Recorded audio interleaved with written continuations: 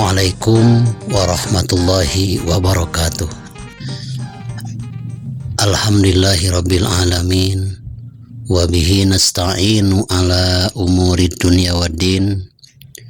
Wassalatu wassalamu ala asrafil mursalin Sayyidina Muhammadin khatamin nabiyyin, amma ba'du. Sahabat channel Rahmatul Ummah yang dirahmati Allah, tausiah kali ini akan membahas tentang persyaratan jadi imam dalam sholat berjamaah. Minimal sholat berjamaah adalah satu imam dan satu makmum. Itu dinamakan jama' atau kumpulan. Lain lagi versi ulama ahli nahu, yang dinamakan jama' itu minimal 3 orang. Versi ulama ahli nahu, 1 orang dinamakan isim mufrad, 2 orang disebut isim musanna atau tasniyah, dari 3 ke atas disebutnya jama'. Tapi lain lagi dengan ilmu fikih, 2 juga disebut berjamaah, disebut jama'. Jadi sholat yang dilakukan secara bersama antara makmum dan si imam ini adalah dinamakan sholat jama' atau sholat bersama-sama, yang mana sholat berjamaah ini seperti yang telah kita maklumi dan terpopuler hadisnya bahwa sholat berjamaah akan mendapatkan pahala sebanyak 27 derajat dibanding sholat sendiri. Alangkah baiknya kita itu selalu mengejar sesuatu yang paling besar daripada sesuatu yang paling kecil. Seperti kita misalkan, ketika kita ditawari 2 tempat pekerjaan, di satu tempat gajinya 1 hari cuma 100.000, di tempat yang lain misalkan gajinya 1 hari mencapai 300.000. Tentu yang kita kejar adalah yang 1 hari gajinya mencapai 300.000. Tapi zaman sekarang itu orang-orang sudah pada lalai untuk mengejar sesuatu yang lebih besar pahalanya, seperti halnya dalam mengejar sholat berjamaah. Jadi sering membiasakan orang itu memilih pahala yang lebih kecil, tandanya malas ke masjid. Jadi apabila kita sholat sendiri di rumah, maka pahalanya lebih kecil. Mending sholat berjamaah di masjid. Ada nilai kebersamaan dan pahalanya ditingkatkan oleh Allah Subhanahu wa Ta'ala. Dalam berjamaah ada persyaratan makmum dan ada persyaratan imam. Ada seseorang yang diharuskan menjadi imam, tidak sah kalau jadi makmum. Siapa itu?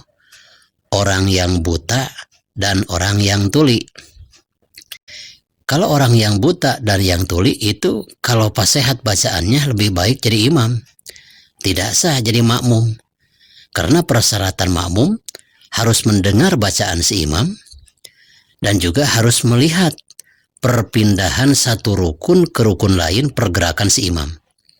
Nah, kalau orang buta dan tuli tidak melihat pergerakan si imam, tidak mendengar bacaan si imam, maka ulama ahli fikih membahas wa yustarotu li sihhatil jamaah minha al-islam.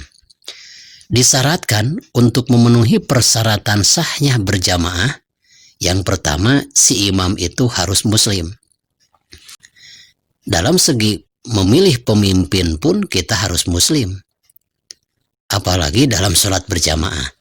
Sebab ada permasalahan, kata ulama ahli fikih, paman sholat khalfa rajulin yud'i al-islam summa tabayyana annahu kafirun fa inna sholatahu batilatun.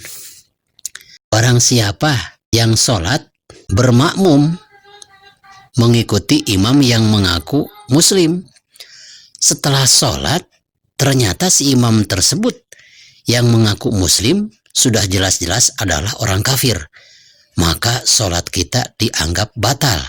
Itu harus diulangi sholat kita. Karena apa? Karena bermakmum kepada si imam yang lain agama, itu tidak sah. Berarti ketika sholatnya tidak sah karena mengikuti imam yang non muslim, berarti tidak wudhu lagi, cuma sholatnya aja yang harus diulangi. Pertama itu Islam. Yang kedua, persyaratan daripada imam al-bulugh, yaitu harus orang yang baligh. Yang ukuran baligh itu adalah kalau perempuan 9 tahun karena sudah haid. Laki-laki dan perempuan misalkan ada juga mencapai usia 15 tahun, itu namanya baligh. Pala yasihu ayak tadi baligun bisobiin. Karena si imam itu persyaratan nomor kedua harus baligh, maka tidak sah apabila orang baligh bermakmum kepada imam dengan keadaan anak-anak fi sholatil mafruḍah, dalam sholat fardu. Itu tidak boleh. Tetap aja si imam itu harus orang baligh. Itu adalah kesepakatan bittifaqil salasah wa khalafas syafi'iyah. Jadi menurut ulama ahli fikih madzhabul arba'ah, Imam Hanafi, Imam Maliki, Imam Ahmad bin Hanbal sepakat tidak sah bagi orang baligh bermakmum kepada imam yang masih kanak-kanak. Tidak boleh. Lain lagi ada beda pendapat menurut ulama ahli fikih madhab kita, yaitu madhab Imam Syafi'i. Madhab Imam Syafi'i mengemukakan pendapatnya, ya juzu iktidaul baliki bisobi al mumayyiz pil pardi illa pil jum'ah. Nah, diperbolehkan menurut madhab Imam Syafi'i iktidaul balik, bermakmumnya orang balik kepada mumayyiz bisobiyil mumayyiz. Yang dimaksud dengan sobiyil mumayyiz itu belum balik tapi sudah mengerti, sudah bisa makan sendiri, sudah bisa minum sendiri, sekitar 7 tahun 8 tahun, itu namanya mumayyiz, belum balik. Diperbolehkan kalau anak tersebut pas sehat Fatihahnya bahkan tahfidz Quran, boleh dijadikan imam dalam sholat fardu, kecuali tidak boleh dijadikan imam sholat Jum'ah. Jadi singkatnya, madhab Imam Syafi'i itu memperbolehkan orang baligh bermakmum kepada imam mumayyiz usia 7 tahun 8 tahun dalam sholat fardu biasa, dalam sholat fardu yang 5 waktu, illa fil Jum'ah, kecuali dalam memimpin sholat berjamaah si imam itu tetap harus baligh. Di luar sholat Jum'ah, orang yang menjelang baligh pun tidaklah apa-apa, diperbolehkan menurut versi ulama ahli fikih, yaitu madhab Imam Syafi'i. Amma sholatun nafilah patasihu al baligh ayak tadia bisobiyil mumayyiz pihak bittifaqi salasah. Nah, adapun dalam sholat sunat, ini ada juga yang berpendapat dalam sholat sunat itu diperbolehkan seorang yang baligh bermakmum kepada anak-anak mumayyiz 8 tahun 10 tahun misalkan, seperti diperbolehkannya menurut madhab Imam Syafi'i adalah bermakmumnya orang baligh kepada mumayyiz, kecuali dalam sholat Jum'ah. Beda lagi di sini menurut madhab Imam Hanafi. Madhab Imam Hanafi berkata, qalu la yasihu iktidaul baligh bisobi mutlakon. Madhab Imam Hanafi ini mutlak. Apabila ada seorang imam yang usianya di bawah 15 tahun, 12 tahun, 10 tahun, 9 tahun, mutlak saja tidak boleh orang yang baligh bermakmum kepada orang yang mumayyiz. Itu mutlak menurut madhab Imam Hanafi. Kalau madhab Imam Syafi'i, ya diperbolehkan kita bermakmum orang baligh kepada mumayyiz, orang yang akan menjelang baligh, disebutnya mumayyiz. Yang ketiga, persyaratan jadi imam wal aklu, itu harus mempunyai akal sempurna.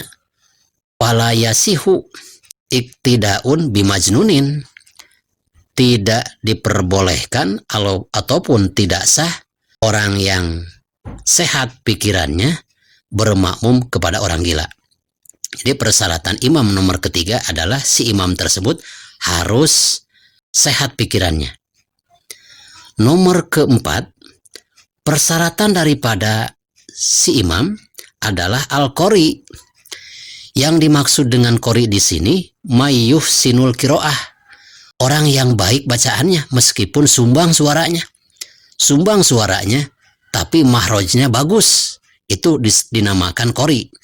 Lalu yang kelima, persyaratan daripada si imam adalah toharatul imam anil hadas.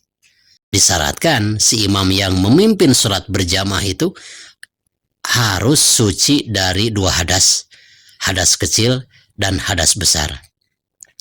Bagaimana halnya misalkan ketika sedang sholat berjamaah sedang berlangsung, tiba-tiba si imam itu keluar hadas kecil.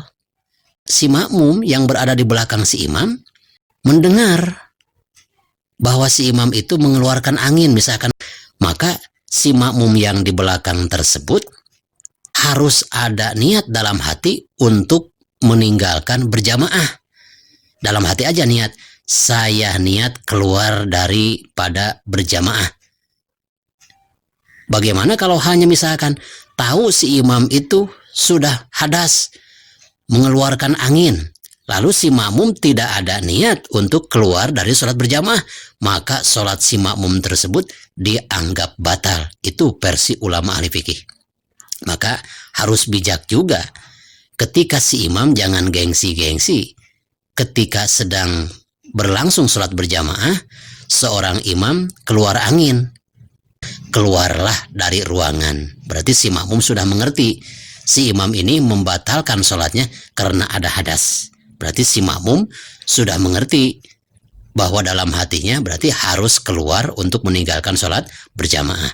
Mudah-mudahan persyaratan imam yang 5 ini ada manfaatnya, khususnya bagi saya dan umumnya bagi kita sekalian.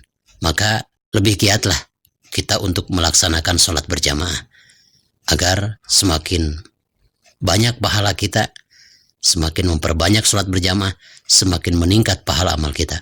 Wassalamualaikum warahmatullahi wabarakatuh.